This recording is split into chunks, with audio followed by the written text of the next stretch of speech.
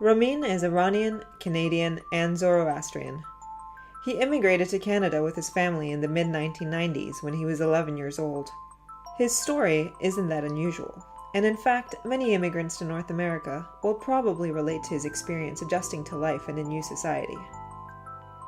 I've known Ramin for almost a decade, but it wasn't until very recently when he came to visit London that we got around to talking about his first memories of the Great White North. In one of our many conversations during his trip, Ramin described his sense of identity in perhaps the most unexpected of ways. If you were to think about your personality as something that forms gradually, the same way like a snowflake starts out as like a particle, like an impurity in the atmosphere when it's coming down, and then water starts freezing around it, and like the core particle basically dictates how the entirety of the crystal forms, and like the shape of the snowflake all the way. The core, the original particle of who I am pretty much comes from, like, you know, Iran and being a Zoroastrian, and like the original pieces of my personality. And when I look back at like what's basically seeped into all aspects of who I am, that's where it is. But like the water that's formed and crystallized around it, like a very large part of it is from Canada and North America. Ramin and I have become good friends over the years, and I've always admired how open he is about himself. So when I asked him to do this interview, he didn't hesitate to say yes, but did ask that I not use his real name for the sake of online privacy. In this interview, he doesn't shy away from talking about the more difficult and personal aspects of being displaced in a new country. I really appreciate Ramin's candidness in telling his story of immigration. I'm Yasmina Sakat, and you're listening to Not That Original, a podcast that brings you stories that may not be so different from your own.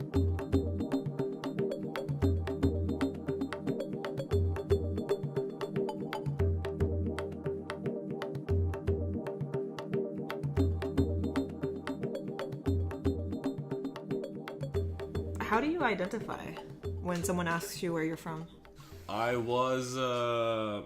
So I came to Canada when I was 11. It's really funny, and I have like a bit of a thing with numbers, but like literally when I hit 21, 22, I started feeling half Canadian, half Iranian. What did you feel like before? Iranian in Canada. Stranger in a strange land? It just didn't feel like home.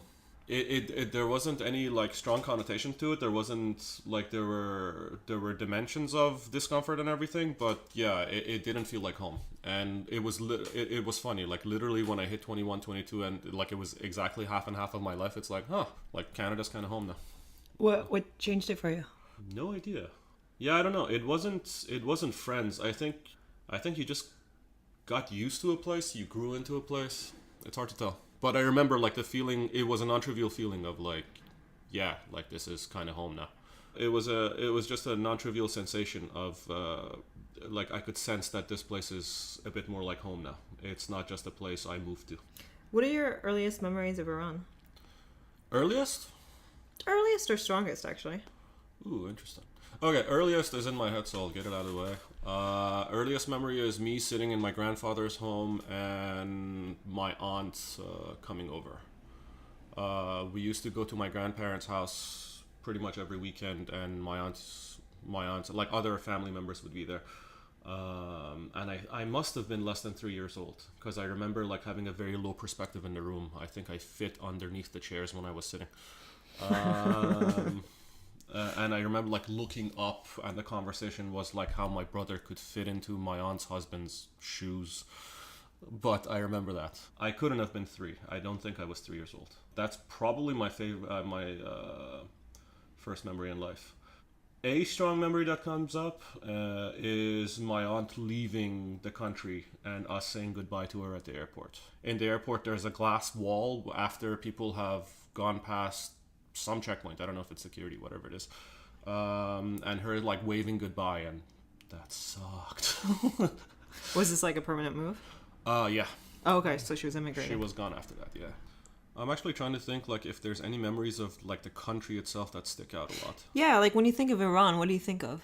I think something that's been on my head a lot is what it is and what it could be, and it's kind of like the qualities I see in it versus the qualities other people see in it. Like the way I see the country is, it's people who like poetry and people who hang out and talk a lot and people who are good hosts to guests, music, that kind of a thing. But that's not the image that's projected on it very often. Even people that know it, I don't know if they know that's what Iranians see themselves as being. And projecting that is important to me, but I don't know if it comes across at all anymore. I think like when people think Iran, the first thing that comes to mind is like camels. I've never seen a camel in the country. I'm sure there's camels somewhere in the country.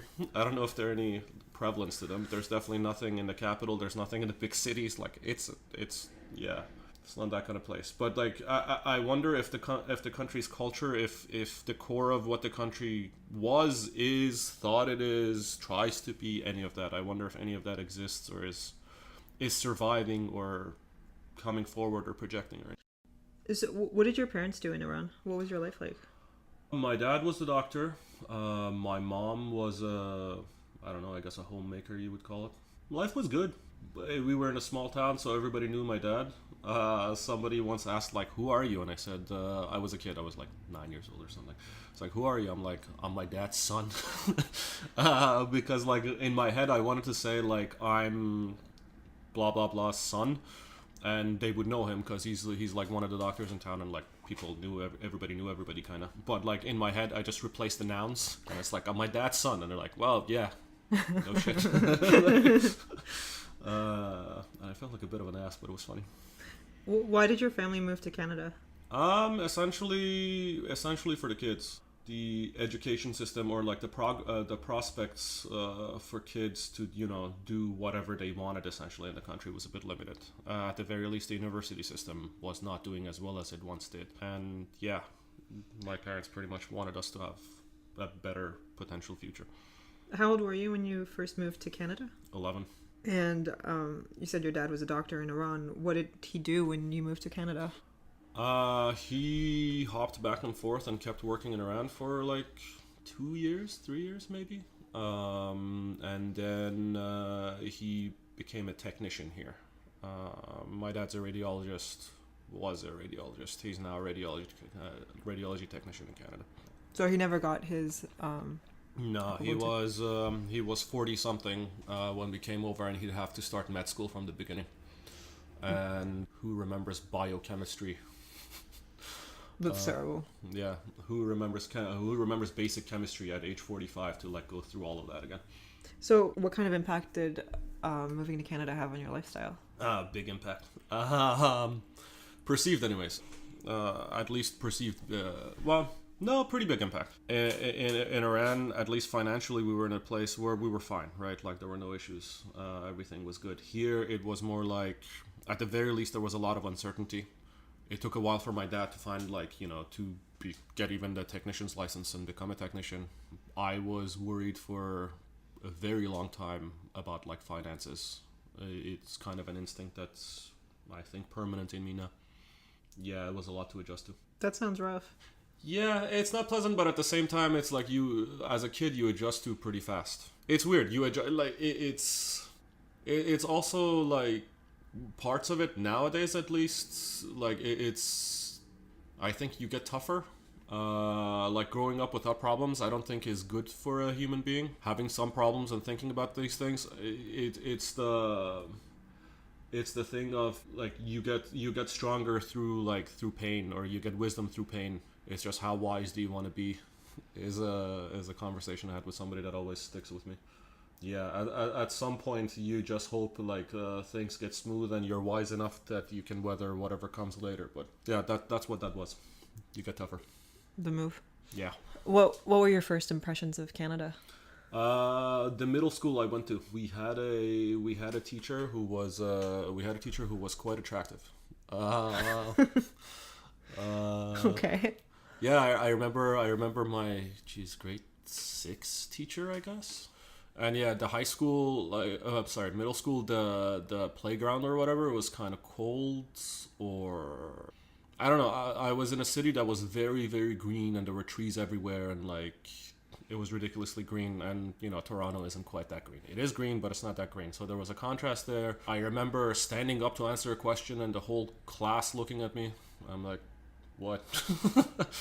My cousin was with me in that school, so he kind of looked out for me, so that made things a lot easier. But yeah, it was the strange land thing that you said, actually. That was distinctly it. It's like, holy crap. And my dad just put me in school the first week I was in Canada. It's like, well, there's a middle school, go. In a nice way, he's a nice guy. But yeah, I'm like, do I have to? We just got here.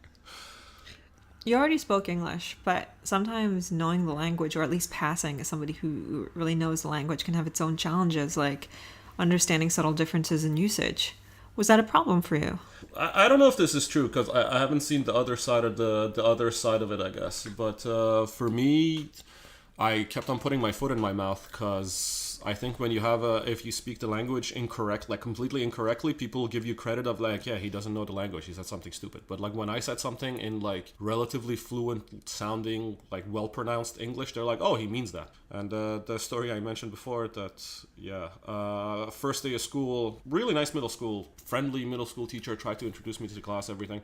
End of the day, I'm at my locker, 2 kids come by, it's like, yeah, so how was your first day of school? And I wanted to say it was lonely, I didn't know anybody, that kind of a thing. And the word that came out of my mouth, I must have seen it on TV or something, was, yeah, I was much more popular back home. I used the word popular instead of I had friends. And yeah, they didn't talk to me a lot after that. I figured that out later. I recognized the incorrect use of the language later. That must have been rough. Yeah, so I had friends that came in at later ages, in their late teens or early 20s, and their problem has always been, not acclimating to the culture as much as I did, because I was younger, and that part of it at least was more thorough or more full on. But the problem when you're the thing I realized, the problem when you're younger is you don't have the personal tools to actually. You don't have the tools to actually handle the situation. Like when you're older, I remember when I was a kid, the first day at school, my teacher took me to recess and told all the kids in my class, hey, play with this guy. Basically, they were playing football or something, and I basically couldn't handle it. I was a little bit shy. I got really uncomfortable, as you would when you're 11 years old. And I said, "Oh yeah, bye," and I just walked off. And so like part of immigrating when you're that young is you don't actually have the personal tools, the communication skills, that sort of thing, to actually handle the situation. Whereas if I go somewhere now that I'm not a child anymore, I recognize the situation. I know it's going to be tough. I'm ready for it. I try to communicate. If it works, it works. If not, I go talk to somebody else, and I don't let it shut me down like that. So, what was high school like for you? So, Canada for me, or immigration for me, was a series of like a cascading waterfall. Not necessarily always down, but like the concept of you land somewhere, you adjust to the situation a little bit. When you're getting comfortable, like you never get fully comfortable, you never get fully adjusted, so you're not locked in, you don't have your full confidence.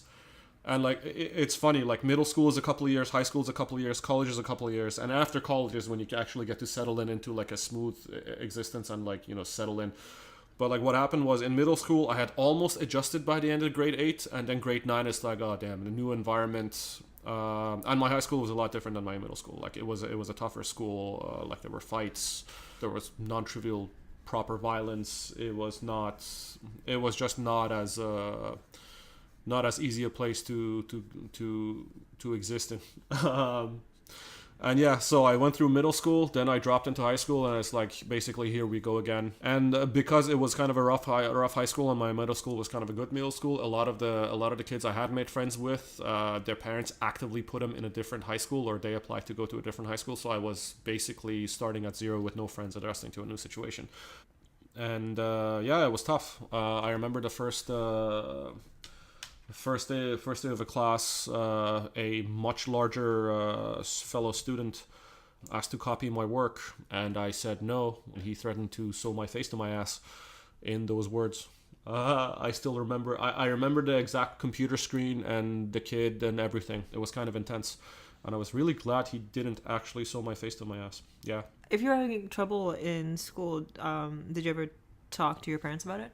I don't think so. So actually, fun story. So like the thing I realized much later on was like at the time I didn't even think about talking to my parents. I think it's the same. Like it just doesn't occur to you, especially when you're a kid. So this is a much lighter but like fun story. My mom used to make sandwiches for me in middle school. I really liked egg salad, I guess. Yeah, I really like egg salad as like the English variation of it. There's an Iranian form that's slightly different. I really liked it, and she would make it for me, and I was like, this is great. And then, she wasn't thinking about it, and I wasn't saying anything, so she made it for me for a year straight. Pretty much like every day for a year I had egg salad, and then like eventually like I'm like, I freaking hate egg salad. And it used to be one of my favorite foods as a kid, and now I just can't have it, period. But like it's this thing of like it just didn't occur to me to tell her like stop until I'd been having it for a year straight, and I literally couldn't take it anymore. It was like a combination of like you don't think about it, and like your parents are going through things on their own, right? When they moved, there was a lot of things for them to adapt to, and my dad was going back and forth, working there, visiting, working in Iran, visiting, and I didn't want to bother my parents, and kept some things in because of that, and other things just you don't have the instinct to like talk to your parents. How long did your dad go back and forth for? 2-3 years, if I remember correctly. Yeah, something like that. Could have been worse, but like we were also young. I remember the first time he came back, like there was a distance between us. It's always hard when a parent's a little far away, and then you have to like rebuild your relationship a little bit. Especially at that age, exactly, because kids change so fast too, right? Like, and like a year in a child's life is a lot more than like if I don't see my dad for a year now, it's less of a thing. Since your school wasn't that great, and your parents didn't really have a focus on education, how come they didn't switch you out to another school? Everybody, we didn't have the instinct. Like, so this was something that like in Iran, the culture was at least, or within our social group or whatever. The idea was you check what schools are good, you figure out, you put your kids in. But when you're in a new environment and they say you go to whatever high school is nearest to your house, basically, you go along with it. And the people that my parents knew at the time, like I just didn't know better, period. Or if I did, I wouldn't bring it up for the same reasons we just talked about. But like my parents, the people they knew, the social group they kind of dropped into when we moved to Canada is nobody did that, so they didn't do it either. We talked about it years on of like, hey, all my friends went there, and like we had a swim meet in a school where like some people from my middle school were there, and they were all like more friendly to me than my own schoolmates. And later on we talked about it, and like, yeah, we didn't know. And my parents are like, you should have said something. I'm like, you should have asked. And like I don't think it was anybody's fault. It's weird. Some things just fall through the cracks when there's so much going on. Your high school experience kind of fell into this sort of stereotypical terrible high school experience overall. Yeah, for sure. It definitely so when you say that, there's a part of me of like, no, it sucked more, but like, yeah, I guess maybe everybody feels that way too. Do you think your experience still affects you today? Oh yeah, for sure. I think this is normal, by the way. I think like in a way, like the theme of it, I think is normal in that everybody, you have your past experiences, and you have like trauma, and you have scars, and you like as you grow up and you like go through various stages, you like reflect and you get to know yourself, and you try to like dig through, and why do I do this? Why do I think that way? Go like you do self-therapy as you go through life in a way. But yeah, there's layers to it. This is fun. So I did lifeguarding classes. I haven't told this story in a long time. It's fun. I did lifeguarding classes right after 12th grade before I went to college. And like that was the last set I did, because after that I was in university and it was too easy. I did lifeguarding classes, and at the beginning of it, like it's a bunch of kids, like it's a bunch of 16, 15, whatever year olds. And we're sitting there, and like somebody came up to me in the class and they were like, hey, what's your name? And I'm like, what's it to you? Because in my high school, at least, or the way the experience I had was like, if somebody's talking to me, there's going to be trouble afterwards. So when somebody asked my name, I'm like, what do you want, man? Like, and then like immediately after that, I'm like, oh Jesus, what the hell is wrong with me? And that kind of mentality is still something like I think I've gotten over it, but I think it legitimately took like 10 years of like gradually recognizing like what issues, because you don't know which parts of your own behavior are like incorrect or abnormal or not properly suited in dealing with like normal human interaction. And it takes a long time for like some things that get into your core to like for you to understand them and maybe change them for things that better match who you are or who you want to be or that kind of a thing. How would you describe most of your friends? Most of my friends. I actually wouldn't describe them as most of my friends. Like my friends typically have been in like clusters. There's like the middle school folks, there's the high school folks, there's like the Iranians, the non-Iranians. Not that I make a distinction, it's just the not that like it matters to me, but like it's different groups. Like in college, for example, like in high school, I didn't try to reach out to my own community. No particular reason. I just like, yeah, I don't know what that was. I felt like I didn't want to be like some Iranians, at least they really kept to themselves, and I didn't feel like being in a closed off group. But then when I went to college and like I started hanging out with some Iranians, I'm like, oh damn, like this is like it was a part of me that I hadn't explored in such a long time, and it just felt like home in a weird way. So like the Iranians were different. Like it was a different part of your personality that you don't access for a while, and then like it's comfortable and it's this whole thing. That's why the Iranian non-Iranian distinction is, I guess, there. What are your strongest memories of growing up in Toronto? Strongest memories. So strongest invokes like kind of what had the strongest emotional reaction. I'm thinking of almost fights in high school. I'm thinking of sometimes it's funny. Like I left Toronto, I don't know, 5-6 years ago now, and the thing I realized was, as much as I love the city, there's a lot of somehow when I walk through the city, the negative parts of the experience come up more than the positive parts. Like I remember my breakups more. I remember like some of the loneliness more. I remember there's a lot of stuff there where, like, again, as much as I love the city and I think it's a great city, I was glad to like just get out of the city and see a new thing.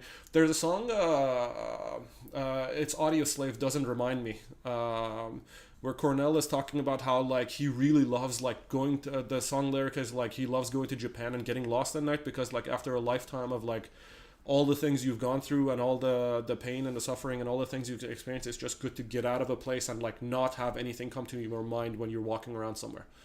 So yeah, when you say strongest, like there's a lot of things I love about Toronto, but when you say strongest, the negative stuff somehow sticks out more. I said a lot there without saying anything. No, I think you kind of made a point. Yeah. Hold on, let me try to come up with an actual.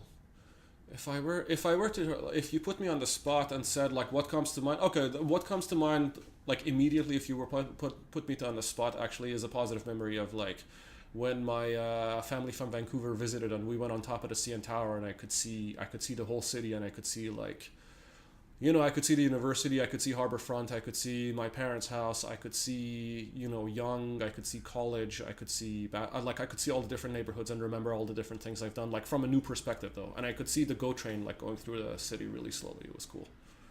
And like that was a nice snapshot of the city. That was really cool. That's cool. Yeah. Well, now looking back, what do you think would have helped you if you were going to say something to your younger self? Oh, Jesus, anything. In terms of adapting to life as a young immigrant, yeah, what would you have said? In 5 words or less, and I'm gonna go over 5 words. In as many words as you like. Yeah, thanks. It's gonna suck. It's not your fault. Yeah. It's like, I think it's not your fault, because a lot of it you think. It's taken me, and still sometimes even takes me, a very long time to recognize that I'm not necessarily weird, I'm not broken, there's nothing wrong with me. Like the stuff that happened to me is not my fault, and it's not anybody else's fault. Sounds like Good Will Hunting. Or I was whatever. just gonna say. I was thinking about that. No, but I think everybody that goes through trauma, at least part of it is like I think I don't know if it's everybody, but at least for some people, the instinct is there's something wrong with me, there's something broken in me, and like you're constantly looking for validation of somebody to tell you, no, man, that horrible thing that happened to you. It's not your fault. It's not your fault. And by the way, when I say horrible thing, I'd like to exclaim that, like, I never went hungry. I was never in fear of an actual mortal danger. I was like, whatever. So I feel it's important to acknowledge that these problems are like just emotional, whatever. But it's relative, and oh yeah, it's your own experience, and no, it sucked hard. But do you think there would have been a way of making it not suck?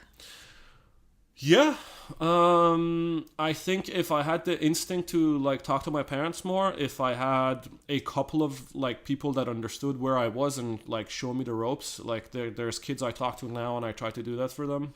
Any kind of guidance, like anybody that I'm like, hey, like what, and everybody tried. My parents tried. It's just like, I think a lot of this stuff you don't understand unless you've been through it or you're going through it or you have that perspective. Yeah. It's gonna suck. It's not your fault.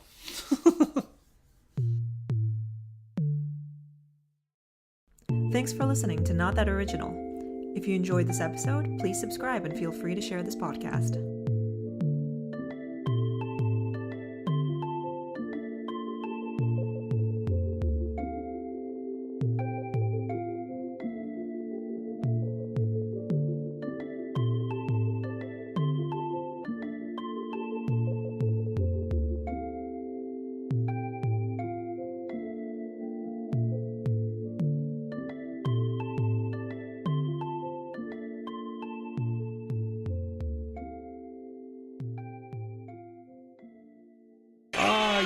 Canadian, if you saw the ads back then, and I used to hear that and I'm like, hell yeah, like, damn straight, I am Canadian.